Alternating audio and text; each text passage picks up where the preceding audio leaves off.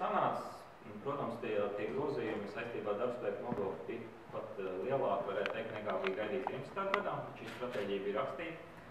Saim jau pavasarī pieņēmis lēmumu samazināt iedzīvotāju ienākumu nodokļu likmes līdz pat 200%, un nākošais gads jau drīz vien būs pirmais ar 1% samazinājumu. Vienlaiks ir lēmums arī palielināt atvieglojumu par apgādību esošām personām par 10 latiem no nākošā gada vidus. Tie tādi pirmie soļi.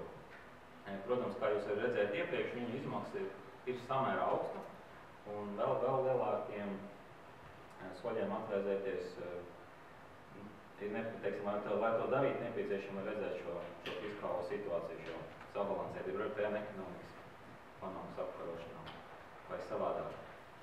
Bet tie, protams, nav vienīgās izmaiņas iedzīvotāju ienākumu nodoklī, jo te ir arī gan tāda pretizvairīšanās pasākuma klāt nākuši, gan arī tāda pozitīvāka, piemēram, par akciju pirkuma tiesību īstenošanas ienākumu vairs netiks aplikt ar nodokli noteiktos gadījumos.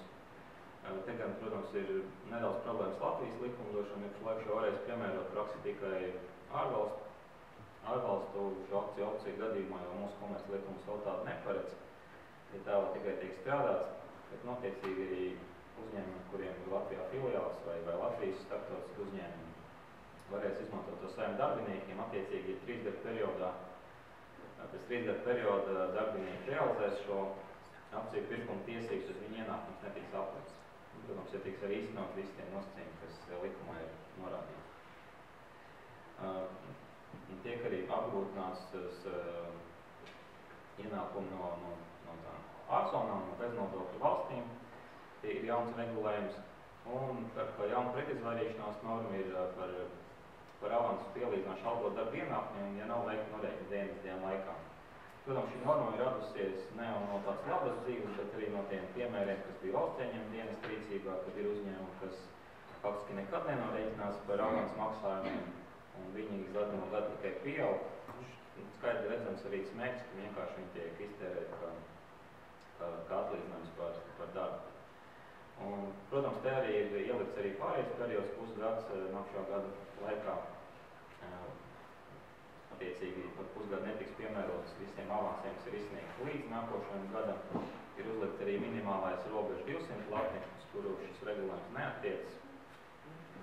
Bet uz pārējo, attiecīgi, tur tad jābūt arī uzmanīgiem, lai to laicīgi atprasītu. Citādi uzņēmumam nāks papildus maksājumus. Uzņēmuma ienākumu nodoklī izmaiņas notikušas likumdošanā faktiski 2011. gadā, bet viņas stājās spēkā nākošgad, un tās normas ir ieviestas nolūkā uzsākt un pakāpeniski īstenot tādu politikas, veicināt uzņēmumu reģionālu vadības, biroju vadības centru, arī holdingu sabiedrību izveidošanu Latvijā, un kopumā minēto uzņēmuma ienākumu nodokļu regulējumu uzstājas tādu, lai tas būtu izdevīgi veidot šeit šādus centrus. Un ilgtermiņā mēs sagaidām, ka būs pozitīva ietekme arī uz budžetu, jo tas veicinās arī jaunu uzņēmumu veidošanos, darbvietu veidošanos. Un te jau arī pieminētais jaunais pieņemtās vērtības nodokļu likums, varbūt jau viņš nocējas informāciju par pieņemšanu, viņš ir pieņems un stājies spēkā, izsludināšu, protams, samērā nesen 14. decembrī. Valsts prezidents ir izsludinājis šo jauno pieņemtās vērtības likumu. Un arī kā uzsver tie veidotāji, tās izmaiņas nav revolucionāras pēc būtības. Tāpat PVN būtība jau paliek, protams, bija tas arī stāsts par kvantumu, vairāk kārtēju pieaugumu, bet tā doma bija, ka viņš tur ir kļuvis līdzīgāks arī PVN direktīvai, Eiropas direktīvās, ko viņš balstās, jo PVN jautājums ir harmonizēts Eiropas Savienībā.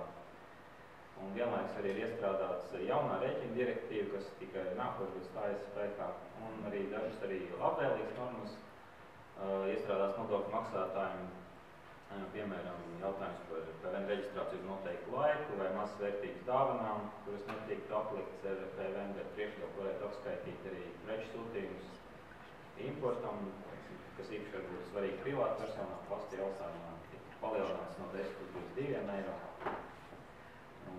Un arī citi jauni, piemēram, kā reversais būvniecībā ir paplašināts pielietojums arī apzaļumošanas darbiem un var iekļaut arī projektēšanu, ja tas ir būvniecības līgumā. Par grāmatvedības jomu varbūt tāda izmaiņa liela nav, bet ir paredzēti jauni lielāka atvieglojuma mazajiem uzņēmumiem, papildus ir esošajiem. Tiek izveidot jaunu komercsabiedrību kategoriju mikro uzņēmums ar bilances kopsumu līdz 35,000, neto apgrozījums 7,000, vidēji darbinieku skaits gada pārskatu periodā 5. Viņam attiecīgi tiks atļauts sagatavot saīsināt bilanci un arī tiks atbrīvots no pienākuma gatavot pielikumu un noteikti ar papildu informāciju un skaidrojumu iekļaut bilances beigās kā piezīmē. Arī ministru kabinets ir uzdevis Finanšu ministrijai iesniegt arī izvērtējumu par iespēju piemērot vienkārši ierakstu sistēmu visiem mikro uzņēmumu nodokļu maksātājiem. Par tiem secinājumiem turpmākām rīcībām tad pēc 1. februāra būs lielāka skaidrība.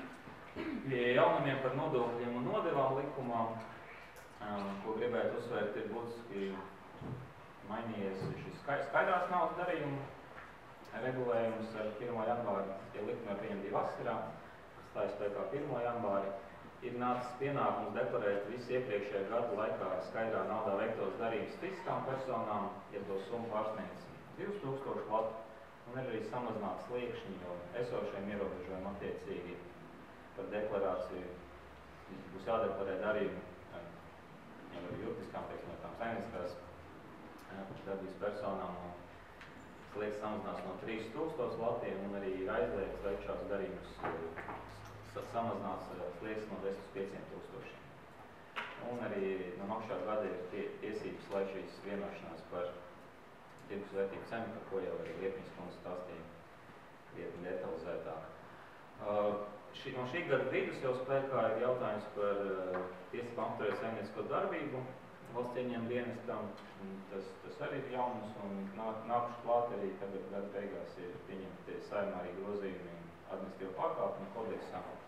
Attiecīgi ir palielināti arī sodi un ieviest arī jaunas sodu veids, kad aizliegt nodarboties ar uzņēmēju darbību noteiktām personām, ja viņas būs veikušas smagus pārkāpumus šajos nodokļu jautājumos.